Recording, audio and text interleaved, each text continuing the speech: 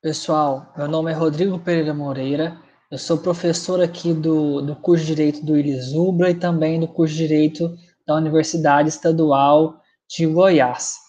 E vou começar aqui a minha apresentação, do meu primeiro pôster, que é a função contra-majoritária dos direitos fundamentais e a legitimidade das cláusulas pétreas. O que eu estou estudando aqui nesse resumo expandido?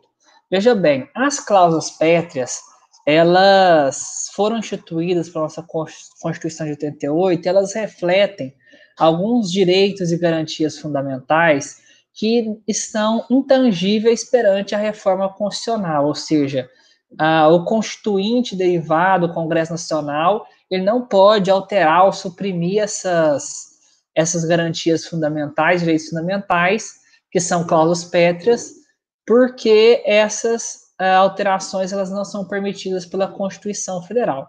E a intenção aqui é estudar por que as cláusulas pétreas existem, o qual é a legitimidade com que o Constituinte de 88 ele colocou algumas cláusulas que as gerações futuras não poderiam suprimir, elas não poderiam revogar, ou seja, mesmo que se mude o pensamento da sociedade, por que essas cláusulas elas continuam sendo intangíveis, tá certo? Então, aqui a gente buscou estudar justamente essa necessidade de proteção das cláusulas pétreas a partir da chamada função contramajoritária dos direitos fundamentais. O que é essa função contramajoritária dos direitos fundamentais? Essa função, pessoal, é aquela função que o direito fundamental exerce para proteger as minorias perante abusos que as maiorias possam querer imprimir quando elas estão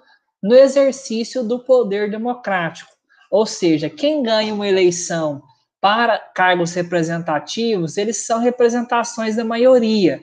Mas essa maioria ali representada, ela não pode agir contra os direitos fundamentais das minorias. Essa é a grande questão. Ou seja, quem está no poder, ele tem que governar para todo mundo e não pode governar apenas para aqueles que o elegeram, ou seja, representação majoritária.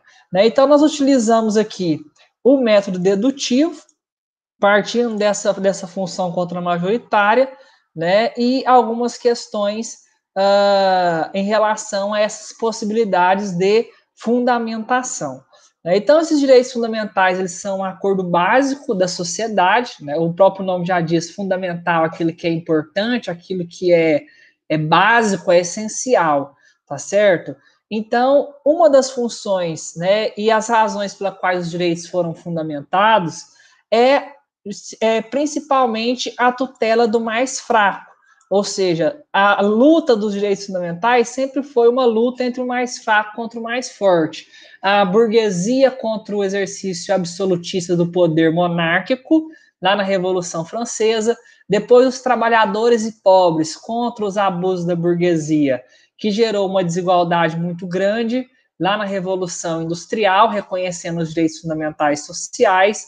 Né? E hoje, também a questão da proteção ambiental.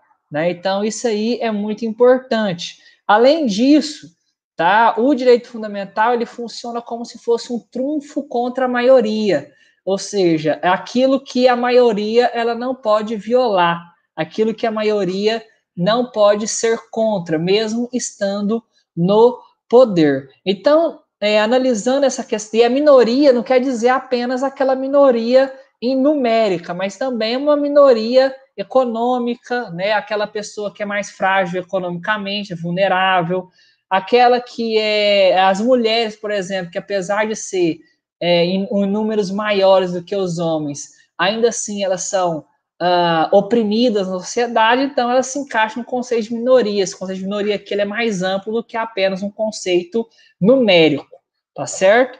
E isso faz com que a cláusula pétrea ela se legitime justamente para proteger os direitos fundamentais contra os abusos da maioria. Porque se a maioria é eleita e resolve suprimir da Constituição um direito fundamental, que é a cláusula pétrea, então a cláusula pétrea ela vai agir para que essa maioria não viole os direitos das minorias, esses direitos essenciais, esses direitos básicos, apenas porque foram eleitos, porque a democracia ela não pode funcionar simplesmente como um governo da maioria, como se a minoria não fosse importante. A democracia tem que ser um governo de todos. Por isso, ela tem a representação através das eleições, mas ela também tem que proteger os direitos fundamentais daqueles que não possuem representação eletiva naquele momento, tá certo? Aqui tem algumas referências que eu coloquei, principalmente a teoria garantista do Luigi Ferraioli, tá? E também o Jorge Reis Novaes, que trata muito sobre isso no texto direitos como trunfos contra a maioria, tá bom? Muito obrigado. E não deixe de assistir a apresentação do meu outro pôster.